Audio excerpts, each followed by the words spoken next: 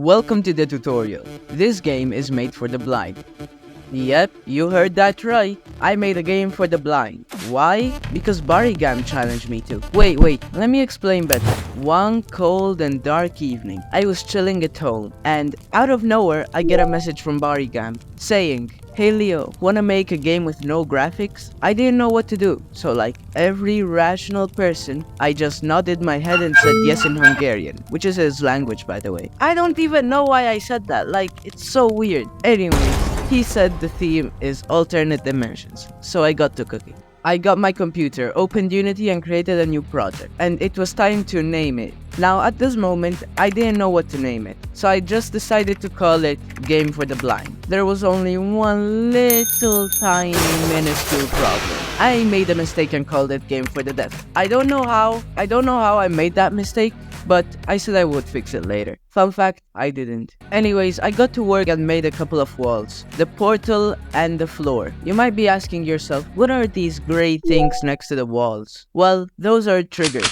Now, those play a sound when the player touches them. The further away the player is from the wall, the lower the sound is. The closer the player is to the wall, the higher the volume is. Then I worked on the player movement, and since I was rusty and didn't touch Unity in a while, I had to get ChatGPT to do it for me. Yes, that's how down bad I was. Later, I downloaded all the sounds for the stuff in the game, and I made some myself with my own voice. So here's the sound for the walls.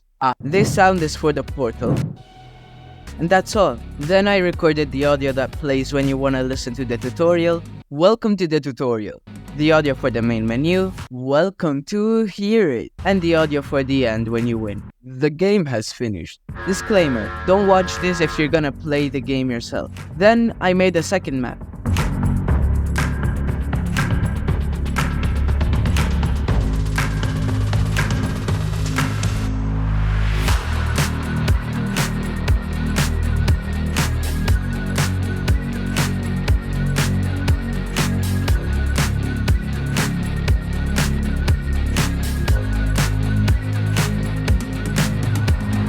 And then the third and last one.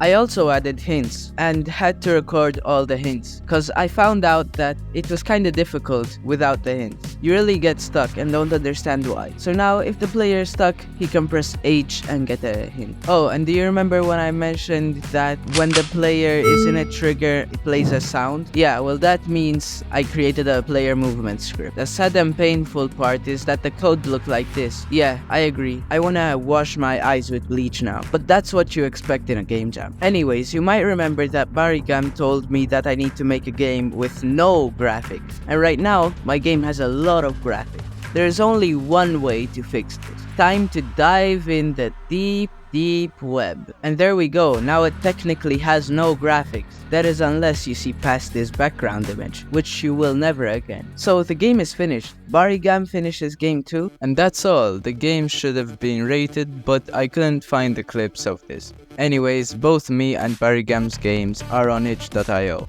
There will be a link to both of them in the description, and a link to Barigamb's YouTube channel too. Thanks for watching, and here's another video you can watch.